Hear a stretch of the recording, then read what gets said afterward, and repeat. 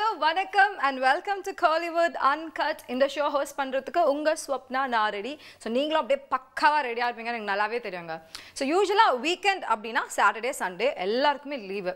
Actually பார்த்தீங்கன்னா Sunday தான் வந்து first day of the week. நம்மளுக்கு லீவ் விடுறாங்கன்ற ஒரே ஒரு காரணத்துக்காக சாட்டர்டே சண்டே வீக்கெண்ட் அப்படின்ட்டு நம்ம சொல்லிடுறோம். சரி வீக்கெண்ட் வந்துடுச்சு, சண்டே வந்துடுச்சு, சண்டே முடிய போகுது அப்படின்ட்டு யாருமே கவலைப்படாதீங்க.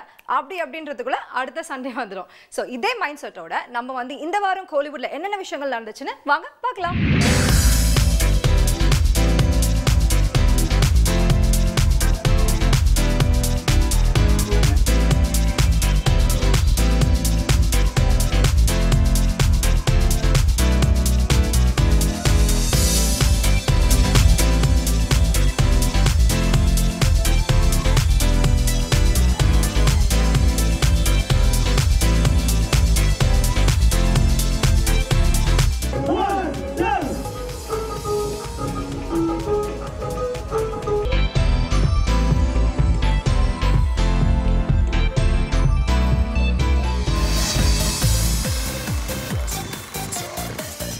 படத்தோட ஆடியோ லான்ச் தான் இப்போ நம்ம பார்க்க போறோம். இந்த படம் பேரே வந்து ரொம்ப வித்தியாசமா இருக்குல்ல. ஸோ இதே மாதிரி தாங்க இந்த படத்தோட கதையும் ரொம்ப துடிப்பா இருக்கும்னு இந்த படத்தோட டைரக்டர் சொல்லியிருக்காரு. ஸோ நாடோடிகள் படத்தில் நடித்த ஹீரோயின் அபிநயா தான் இந்த படத்தில் ஹீரோயினா ஒர்க் பண்ணியிருக்காங்க.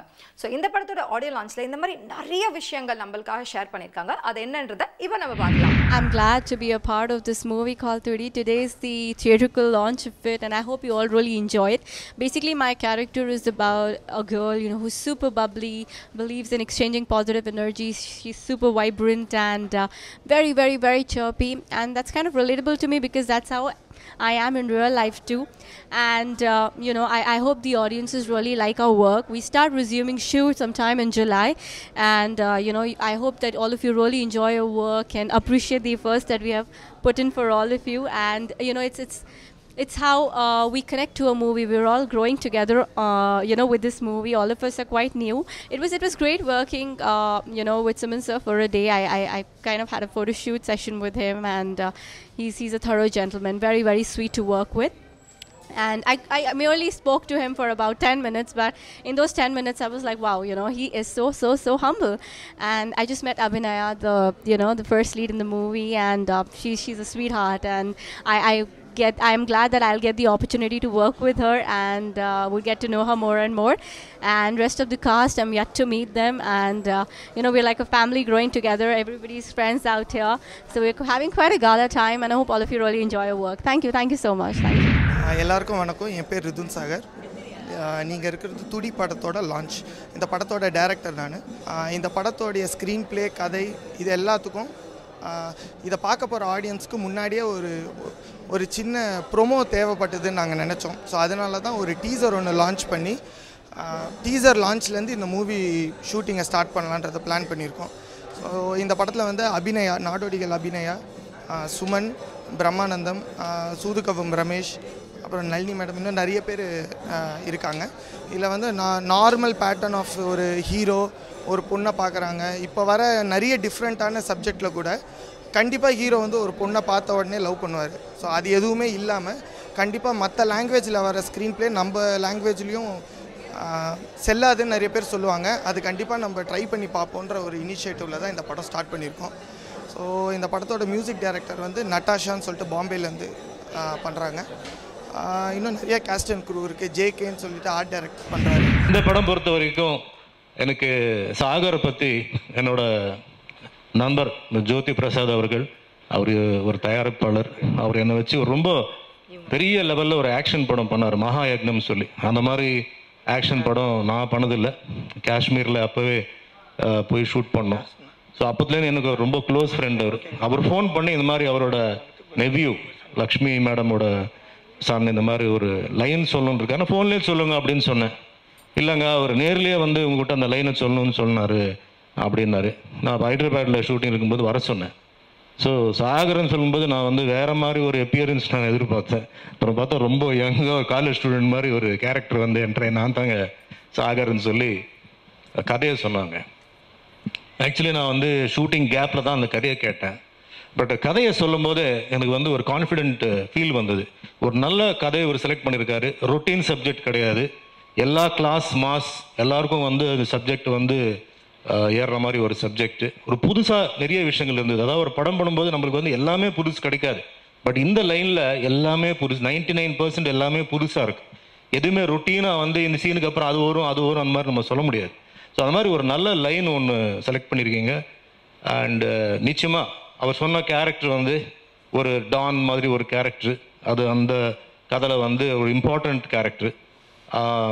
அது சொன்னாருங்கிட்ட நான் டெஃபினட்டாக நான் பண்ணுறேன்னு சொன்னேன். அதுக்கு பிறகு வந்து அவர் இந்த லான்ச் பற்றி சொன்னார். பேசும்போது ஜென்ரலாக இந்த மாதிரிலாம் எதுக்கு பண்ணணும் அப்படின்னு நான் ஃபீல் பண்ணேன். பட் அவர் வந்து ஒரு மெத்தடாக போகணும், ஒரு நல்ல ஒரு விளம்பரத்தோடு நம்ம இந்த படத்தை ஆரம்பிக்கணும்னு சொல்லி அதுக்கப்புறம் ஃபோட்டோ ஷூட் வச்சு அதுக்கப்புறம் ஈவன் அந்த கேரக்டர் செலெக்ஷன் கூட நல்லா டிசைட் பண்ணி ஒரு நல்ல மெச்சூர்டு டைரக்டர். அதாவது ஒரு 10-20 படத்துக்கு அப்புறம் ஒரு மெச்சூரிட்டி வர வேண்டிய ஒரு டைரக்டர் குவாலிட்டிஸ் இப்போவே எனக்கு வந்து தெரியுது. ஸோ இவருக்கு ஒரு நல்ல ஃப்யூச்சர் இருக்குது. அண்ட் இந்த படம் டெஃபினட்டாக நல்லா ஓடும். துடி படத்தோட ஆடியோ லான்ச் தான் இப்போ நம்ம பார்த்துட்டு இருக்கோம். ஸோ ஈவினிங் 6 o'clockலேருந்து மார்னிங் 6 o'clock வரைக்கும் ஒரு விஷயம் நடக்குதாங்க. அது என்ன விஷயம் அப்படின்றது தான் இந்த படத்தோட கதையே. இது மட்டும் இல்லாமல் சென்னையில் 5 star ஹோட்டல் மாதிரியே பிரம்மாண்டமான ஒரு செட்டு போட்டிருக்காங்களாம். ஸோ இந்த மாதிரி நிறைய விஷயங்கள்லாம் இந்த ஆடியோ லான்ச்சில் நம்மளுக்காக அவங்க ஷேர் பண்ணியிருக்காங்க. என்னன்றதை இப்போ நம்ம பார்க்கலாம். இது வந்து எங்களோட குடும்ப படம் நான் சொல்லுவேன். எங்கள் வீட்டு பையன், எங்கள் கௌதம், எங்கள் ரித்து. உண்மையிலேயே சுமன் சார் சொல்கிற மாதிரி சப்ஜெக்ட் சொல்ல வராங்கன்னு உடனே என்ன சொல்ல போகிறாங்க, எப்படியும் தெலுங்கு பேக்ரவுண்ட் தான். ஏன்னா அவங்க மாமா வந்து தெலுங்கு ப்ரொடியூசர், அவங்க அம்மா தெலுங்கு ப்ரொடியூசர்ஸ். சரி, தெலுங்கு ரேஞ்சில் ஒரு படம் சொல்ல போகிறாங்க. கதை என்ன ஒரு ஆய்வுன்னு கத்துற மாதிரி இருக்கும். எனக்கு ஒரு கேரக்டர் அப்படி தான் சொல்ல வரான்னு நினச்சேன். வந்த உடனே நான் பார்த்த என்னோட குட்டி கௌதம் மாதிரி இல்லாமல் ஒரு அவனோட ஆட்டிடியூடே, டைரக்டரோட ஆட்டிடியூடே பார்த்திங்கன்னா ஒரு மாதிரி ஹைலி குவாலிஃபைடு டைரக்டர். ரொம்ப அழகாக எதுக்கு வந்தோமோ அதை மட்டும் பேசிட்டு அதை மட்டும் தெளிவுபடுத்திட்டு போயிட்டு வரேன் ஆண்டின்னு சொல்லிட்டு போனாங்க. இல்லைப்பா, நான் வந்து இப்போ சினிமா அவ்வளோவா பண்ணுறதில்ல, ஏன்னா சீரியலில் ரொம்ப பிஸியாக இருக்கிறதுனால. இல்லை, இந்த கேரக்டர் நீங்கள் தான் பண்ணணும், நீங்கள் சப்ஜெக்ட் கேளுங்கன்னு சொன்னாங்க. ரொம்ப அழகான சப்ஜெக்ட். ஏன்னா இப்போ இருக்கிற டைரக்டர்ஸ் எல்லாருமே புதுமைன்னு இன்னும் புதுசாக பண்ணுறாங்க. உண்மையிலே நல்லா இருக்குது. ஆனால் அதை எல்லாத்தையும் விடையும் இந்த படம் ரொம்ப சிறப்பான ஒரு சப்ஜெக்டு. எல்லாருமே பார்க்கக்கூடிய ஒரு சப்ஜெக்டை ரொம்ப அழகாக தெளிவாக ஒரு ஷார்ட் விடாமல் என்கிட்ட சொன்னாங்க. எனக்கு அவ்வளோ பிடிச்சிருந்தது. நிச்சயமாப்பா, யாருக்கு டேட்ஸ் நான் கொடுக்குறேனோ இல்லையோ உனக்கு நான் கொடுப்பேன். ஏன்னா எனக்கே வந்து அது ரொம்ப ஒரு என்னையே நான் எனர்ஜியாக நான் ஃபீல் பண்ணிக்கிற மாதிரி ஒரு சப்ஜெக்டு. ஃபோட்டோ ஷூட்டுக்கு வந்தாங்க. அதே மாதிரி நான் அன்றைக்கி ஊருக்கு போகிறேன், ஹைதராபாத் கிளம்பிக்கிட்டு இருக்கேன். ஐயோ தம்பி, லேட் ஆகுதே, எப்படியாவது மழுப்பி என்ன ஃபோட்டோ ஷூட்லாம் எடுத்து என்ன வைக்க போகிறாங்க, ஏதாவது அந்த இதில் இருக்கும் பாருங்கள், கம்ப்யூட்டரில் எதாவது வந்துச்சுன்னா நீங்கள் எடுத்து போட்டுக்கோங்கன்னு சொன்னேன். இல்லை ஆண்டி, நான் வருவேன், நான் வந்து தான் எடுக்கணும் அப்படின்னாங்க. சரி, நான் ஓடுற அவசரத்தில் வந்து எக்ஸ்ப்ரெஷன்ஸ் இப்படி கொடுங்க அப்படி கொடுங்கன்னாங்க. என்னப்பா, இதை விட கண்ணெல்லாம் விரிக்க முடியாதுன்னு நினச்சேன். ஆனால் அவங்க என்ன கேட்டாங்களோ அது கொடுக்குற வரைக்கும் என்னை விட்டு இங்கே அங்கே நகரவே இல்லை. ஸோ என்கிட்ட இருக்கிற எல்லா திறமையும் ஒரு ஃபோட்டோ ஷூட்லேயே வாங்கிட்டாங்க. ஸோ இதை விட நான் பெட்டராக நடிப்பேன். ரித்துமா, நீங்கள் எவ்வளோ கேட்குறீங்களோ, எத்தனை வாட்டி கேட்குறீங்களோ நான் நடித்து காட்டுவேன். ஸோ எனக்கு உண்மையிலே சந்தோஷமாக இருக்குது. இப்படி ஒரு யங் டைரக்டர்ஸ் கிட்ட ஒர்க் பண்ணுறது ரொம்ப எனர்ஜியாக நாங்கள் எல்லாருமே ஃபீல் பண்ணுவோம்னு நினைக்கிறேன். இந்த படம் வெற்றியடைய வாழ்த்துக்கள். கொஸ்டின் வந்து எப்படி ஒரு புது டைரக்டர் கிட்ட ஒர்க் பண்ணுறதுன்னு கேட்டிருந்தாங்க. எனக்கு அது ரொம்ப ஈஸி. ஏன்னா நான் ஒர்க் பண்ண படங்கள் எல்லாமே ஒரு யங் டைரக்டர்ஸ் தான். ஸோ அவங்கள வந்து இவங்க பண்ணுவாங்களா பண்ண மாட்டாங்களா அப்படின்ற ஒரு சின்ன ஒரு டவுட் தான் வந்து படத்தை ஃபைனலைஸ் பண்ணுறதே இல்லைன்னு. இவரை வந்து கதை சொல்லும் போது இந்த டைட்டிலுக்கே ஒரு ரிசர்ச் ஒன்று சொன்னார். என்ன துடி அப்படின்னு கேட்டேன். இல்லை, அது சிவன் கையில் இருக்க ஒரு இன்ஸ்ட்ருமெண்ட், அதுக்கான காரணங்கள் இது எங்கே இருந்ததுன்னு சொல்லும் போது ஓகே, ஒரு படத்துக்காக ஒர்க் பண்ணுறாங்க அப்படின்றத வந்து கட்டாயமாக பண்ணிடுவாங்கன்ற ஒரு கான்ஃபிடன்ஸ் கொடுத்தது. ப்ளஸ் என்னோட கேரக்டர் சொல்லக்கூடாதோ சொல்லக்கூடாது, ஓகே, கேரக்டர் ரொம்ப எல்லா படத்துக்கும் வித்தியாசமானன்னு சொல்லி அந்த வித்தியாசன்ற டேர்மே வந்து போர் அடிச்சு போச்சு. பட் கண்டிப்பாக இந்த படத்தில் கட்டாயமாக ஒரு வித்தியாசமான கேரக்டராக இருக்கும். அண்ட் அபிநயா அவங்க கூட நடிக்கிறதுல ரொம்ப சந்தோஷம். நிறைய வச்சிருக்காரு, எல்லாமே இருக்கு இந்த படத்துல. இது இல்லை, ஆக்சுவலாக இவர் சொல்ற லவ் இல்லை அப்படின்லாம் சொல்லியிருந்தாங்க. நான் பார்த்த வரைக்கும் இதுல லவ் இருக்கு, ஃபேண்டசி இருக்கு. ஓகே, எனிவே எனக்கு இல்லை. எனிவே இந்த படம் நல்ல ஒரு சக்ஸஸ்ஃபுல்லான ஒரு படமா இருக்கிறதுக்கு உங்களுடைய பிளெஸிங்ஸ் எங்களுக்கு தேவை. நாங்கள் நல்லா ஹார்ட் ஒர்க் பண்றதுக்கு ரெடியா இருக்கோம். ஆல் தி பெஸ்டாக நல்லபடியாக வரட்டும். சாலையோரம் படத்தோட ஆடியோ லான்ச் தான் இப்போ நம்ம பார்க்க போகிறோம். ஸோ இந்த ஆடியோ லான்ச் அப்போ இந்த படத்தோட டேரக்டர் என்ன சொன்னார்னா, ஒரு பணக்கார பொண்ணுங்க, அந்த பொண்ணுக்கு வந்து லைஃப்பில் எல்லாமே ரொம்ப ஈஸியாக கிடைச்சிடும். ஆனால் அந்த பொண்ணு கிடைக்காத ஒரு விஷயத்து மேலே ஆசைப்படுறா. ஸோ அந்த விஷயம் கிடைக்குதா இல்லையா அப்படின்றதா இந்த படத்தோட கதை. இது மட்டும் இல்லாமல் யூஸ்வலாக ஒரு ஆடியோ லான்ச்னா வந்து என்ன பார்த்தீங்கன்னா எல்லாருமே செலிபிரிட்டிஸ் வருவாங்க, சினிமா செலிபிரிட்டிஸ் தான் முக்கியமாக வருவாங்க. ஆனால் இந்த படத்தோட ஆடியோ லான்ச்சுக்கு நம்ம கவர்னர் ரோசையா அவர்களே வந்திருந்தாங்க.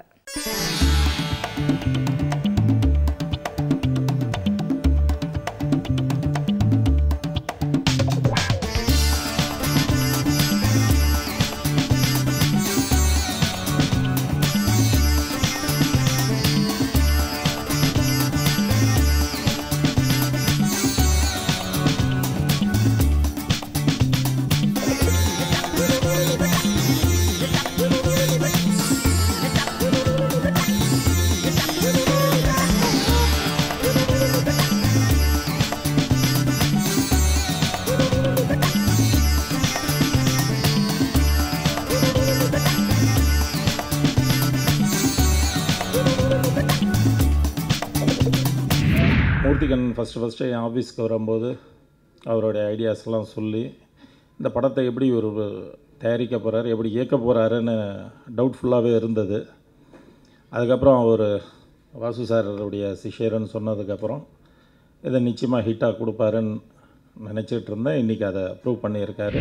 முந்தியெல்லாம் வந்து மேக்கர்ஸ் ஆர் இம்பார்ட்டண்ட், ஒரு கிரியேட்டர் இம்பார்ட்டண்ட், இன்றைக்கி ப்ரொமோட்டர் இம்பார்ட்டண்ட்.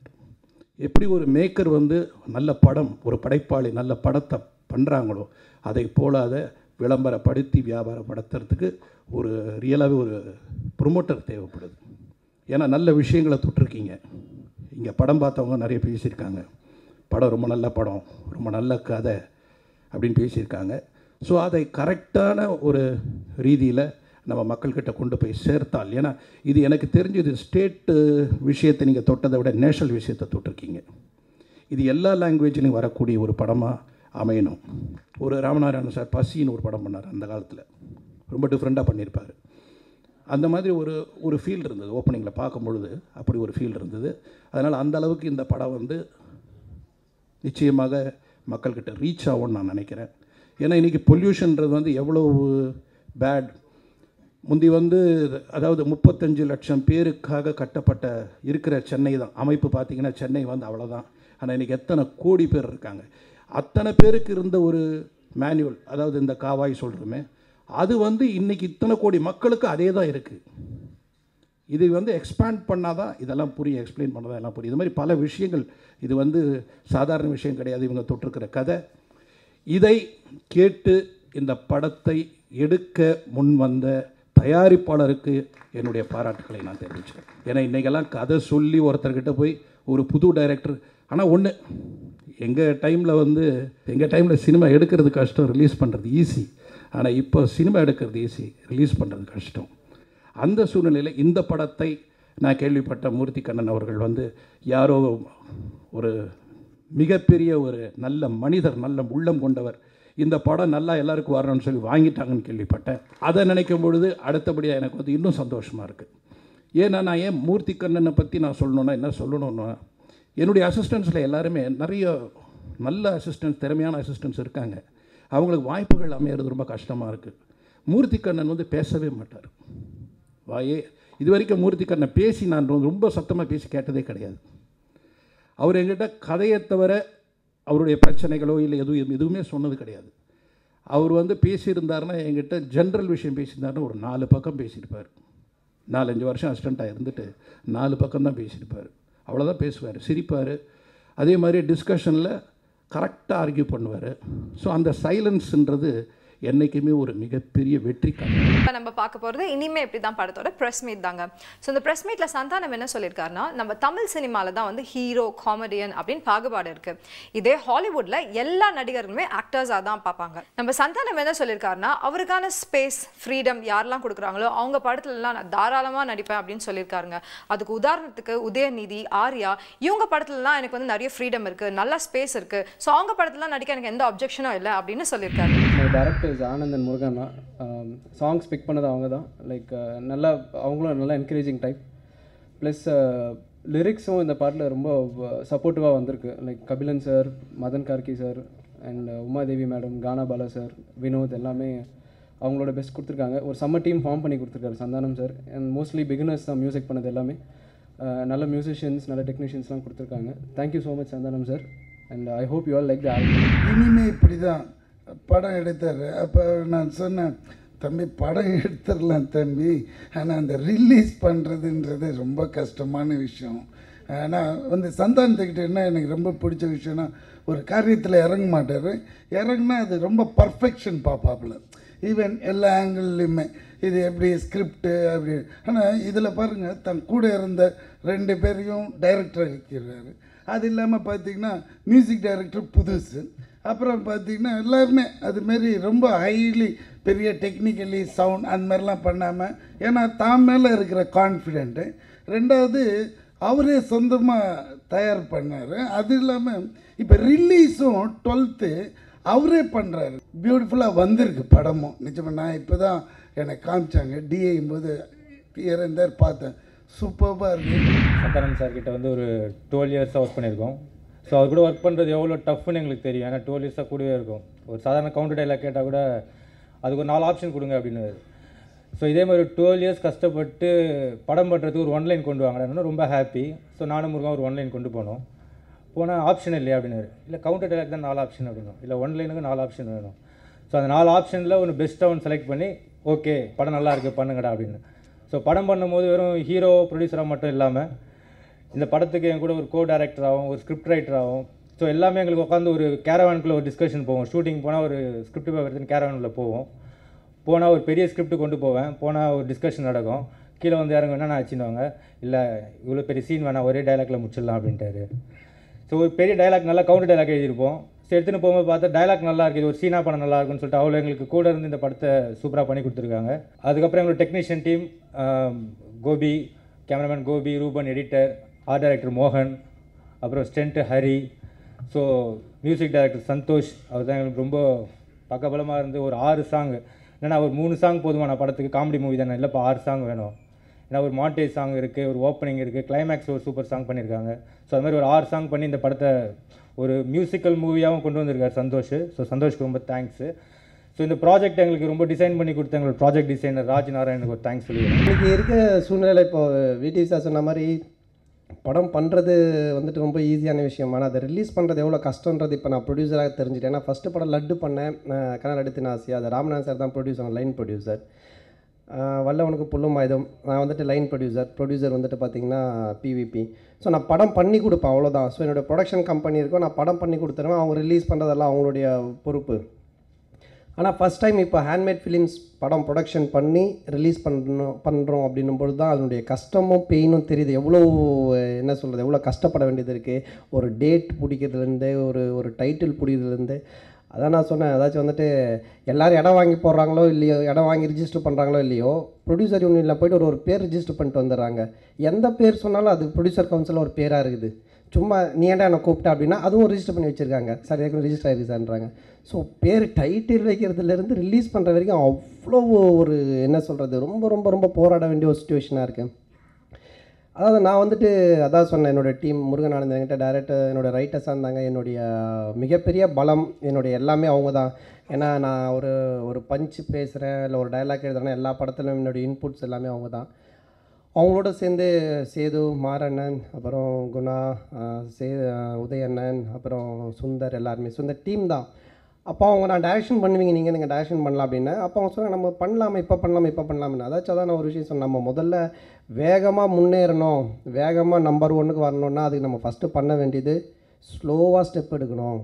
ஃபாஸ்ட்டாக ஸ்டெப் எடுத்தால் அது தப்பாயிடும். அதனால் ஒரு லைன் பிடிங்க, இன்னொரு லைன் பேசுங்க. அது மாதிரி பேசி எப்போல்லாம் ஃப்ரீ டைம் இருக்கோ அப்படிலாம் பேசி அதுக்கப்புறம் லைன் பிடிச்சோம். இவ்வளோ பில்டப் பண்ணுறதை பார்த்துட்டு இன்னும் அடுத்த அவதார் இல்லை ஒரு ஜொராசிக் வேர்ல்டு மாதிரி வேறு ஒரு படம் அப்படின்னு நினைக்க வேணாம். நார்மலான ஒரு யதார்த்தமான ஒரு கதை, அதில் காமெடியிலேருந்து ஒரு நல்ல ஒரு சின்ன சென்டிமெண்ட் எண்டில் ஒரு மெசேஜாக இருக்கும். அது எல்லாருக்குமே இன்றைக்கி இருக்க லைஃப்பில் இருக்க எல்லா யூத்துக்குலேருந்து பெரியவங்கலேருந்து எல்லாருக்குமே ஒரு அடாப்ட் ஆகிற மாதிரி ஒரு மெசேஜான ஒரு விஷயம். ஸோ அதுக்கான ஒரு டைட்டில் தான் இது. இனிமே இப்படி தான். ஆக்சுவலாக நிறைய பேர் நினச்சிருக்கேன் இனிமே சந்தான ஹீரோ தான், அதனால தான் இனிமே இப்படி தான் அப்படின்னு. அப்படி கிடையாது. இந்த படத்தினுடைய டைட்டிலுக்கு அது அவ்வளோ ஆப்டாக இருக்கும் அப்படின்றதான் வச்சோம். அப்புறம் இந்த படத்தினுடைய மியூசிக் டைரக்டர் சந்தோஷ் ரொம்ப அற்புதமாக நாங்கள் என்னென்ன சுச்சுவேஷன் சொல்லிவிடுவோம், அப்புறம் அவன் தனியாக போயிட்டு அவராக ஒரு டியூன் போட்டு ஒரு விஷயம் பண்ணிவிட்டு ஒரு 4 ஆப்ஷன் கொடுப்பாரு. அதில் ஒன்று சூஸ் பண்ணி இது நல்லாங்கன்னா அது மேலே ஏறி ஒர்க் பண்ணுறது. அப்புறம் இந்த படத்தினுடைய கேமராமேன் கோபிஜி. ஆஸ் எ ப்ரொடியூசராக நான் வந்துட்டு கோபியை ரொம்ப லைக் பண்ணுவேன். ஏன்னா தேவையில்லாத லைட்ஸ் எல்லாம் சொல்கிறதே கிடையாது, இது மட்டும் இருந்தால் போதும் அப்படின்ற ஒரு அளவோடு பண்ணுறது. ஸோ எங்களுக்கு என்னென்னா நான் பட்ஜெட்டில் வந்துட்டு கேமராக்குன்னு ஒரு அமௌண்ட் போட்டால் அதை ஒரு 50% தான் அவர் எடுத்து யூஸ் பண்ணார். ஸோ அந்த விதத்தில் அதுலேயும் அந்த 50%லேயும் என்ன ஒரு சூப்பராக காட்ட முடியுமோ, ஒரு மிக அதிகமாக செலவு பண்ணி லைட்ஸ் பண்ணால் என்ன ஒரு கிளாரிட்டி கிடைக்குமோ அதை காமிச்சிருக்காரு. ஸோ கோபிக்கு, அப்புறம் என்னுடைய ஆர்ட் டைரக்டர் மோகன் சாருக்கு, அப்புறம் இந்த படத்தினுடைய நாயகி ஆஷ்னா மற்றும் அகிலா இங்கெல்லாம் அவங்க யூஎஸில் இருக்காங்க. ஸோ அதனால் அவங்க வேறு ஒரு ப்ராஜெக்ட்னால போனதுனால இங்கே வர முடியல. ஸோ ஆஷ்னா என்னுடைய என்ன சொல்கிறது ஹீரோயின், அவங்களும் இன்னொரு ஹீரோயின். ஸோ 2 பேரும் சேர்ந்து எப்போ எனக்கு டேட் வேணுமோ, ஏன்னா நான் இந்த படம் ஸ்டார்ட் பண்ணும்போது நான் நிறைய படம் நடிச்சிட்டு இருந்தேன். அந்த படம்லாம் முடிக்க வேண்டிய ஒரு சுச்சுவேஷன். எனக்கு எப்போ கேப் கிடைக்குதோ அப்போது என்னோடய டேட்டுக்கு ஏற்ற மாதிரி இவங்க வந்து நடிக்கிற மாதிரி இருக்கும். ஸோ அதுக்காக தான் நான் மெயினாக கொஞ்சம் நியூ ஃபேஸாக அந்த மாதிரி போயிடுறது. ஸோ எனக்கு கம்ஃபர்டபுளாக வந்து நடித்து கொடுத்து ஹெல்ப் பண்ணாங்க. ஸோ என்னோடய டீம். ஏங்க இந்த சேஞ்ச் ஓவர்லாம் எதுக்கு அப்படின்னு யோசிக்கிறீங்களா? வேறு ஒன்றும் இல்லைங்க, நம்ம புதுயுகம் சேனலில் coming 12th and 13th evening 6 o'clock ஒரு பிரம்மாண்டமான இசை நிகழ்ச்சி. அவங்க UN musical express evening 6 o'clock 12th and 13th மறந்துடாதீங்க. எங்கள் என்டையர் டீமுமே நாங்கள் ரெடியாக இருக்கோம், நீங்களும் ரெடி ஆகுங்க. ஓகே, இந்த வாரம் கோலிவுட் அன்கட்டில் வந்த எல்லா நிகழ்ச்சியும் ரொம்ப இன்ட்ரெஸ்டிங்காக இருந்ததில்ல. ஸோ இதே மாதிரி இன்னும் நிறைய சுவாரஸ்யமான இன்ஃபர்மேஷனோட உங்களை நான் மீட் பண்ணுறேன். Until then, this is Swapna saying tata bye from you and don't miss it 12th and 13th evening 6 o'clock. Bye bye.